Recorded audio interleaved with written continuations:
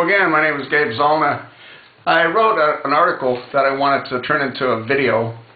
I don't know if the article that I submitted will get published, and if not, the viewers that go to my site will at least be able to see this.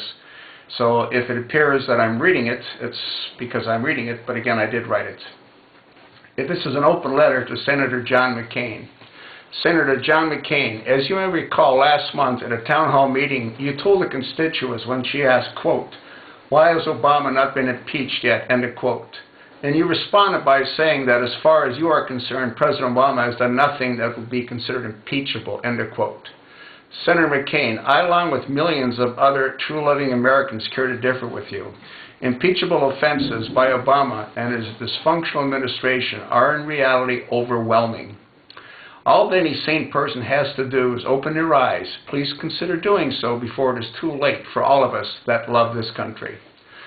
Senator McCain, you spent a number of years as a prisoner of war as a guest in the infamous Hanoi Hilton when your Skyhawk was shot down in Vietnam when you were on a bombing run.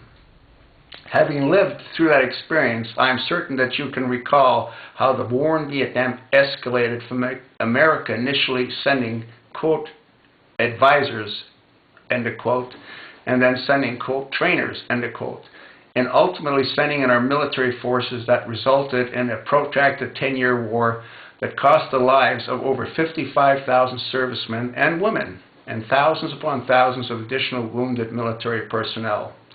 I have a question to ask of you. How is what America did in Vietnam any different than what Secretary of State John Kerry announced to the American people that our military is now doing in Syria by training the Syrian rebels? The truth is that, as we all know, including you and your fellow senators and congressmen, America under President Obama is doing much more than simply acting as advisors. America is arming enemies of America, since a certain percentage of the Syrian rebels are comprised of al-Qaeda forces, and they are all associated directly with the Muslim Brotherhood.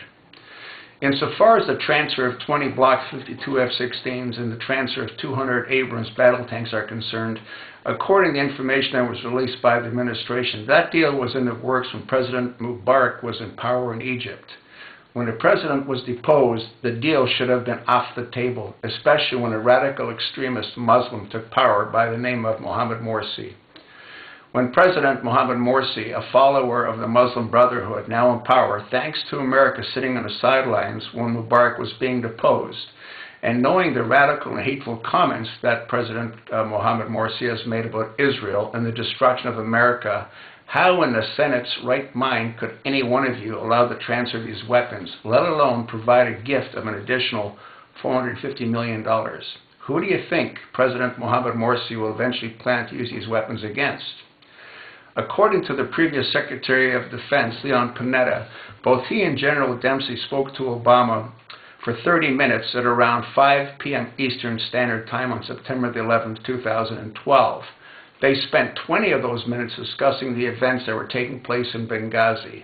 Under oath, when being questioned by Senator Lindsey Graham, Leon Panetta said that after they spoke with Obama, which at that time the battle in Benghazi had been raging for well over 1 hour, Obama never asked Panetta for an update, nor did Obama speak with Secretary of State Hillary Clinton, whom, according to Leon Panetta, was also not informed of the battle taking place in Benghazi.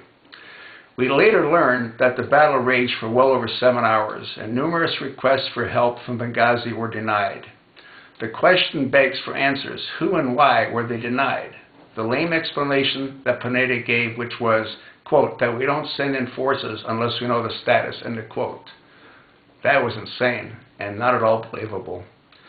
Senator McCain, would you not agree that any sane person, let alone the Commander-in-Chief, would want to know how he could help fellow Americans, let alone Ambassador Christopher Stevens, who in their right mind could block out what they had just learned from the Secretary of Defense, go to sleep, wake up the next morning, fly to Vegas in Air Force One, and participate actively in a fundraiser in Las Vegas, other than a psychopath or a co-conspirator that just learned that their plan to kidnap the ambassador and trade him for Omar Abdal-Ra, a.k.a. the Blind Sheep, just vaporized in front of his eyes.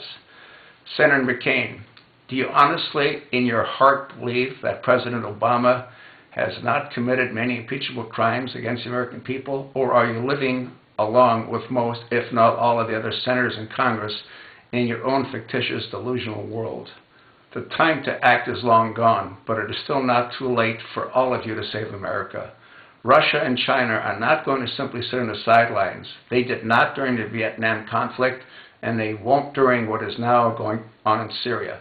The truth is, you know what needs to be done, so please start doing it along with the other senators that truly love America, before American blood runs in the deserts of Syria as a result of the war similar to the one that we had in Vietnam. Thank you.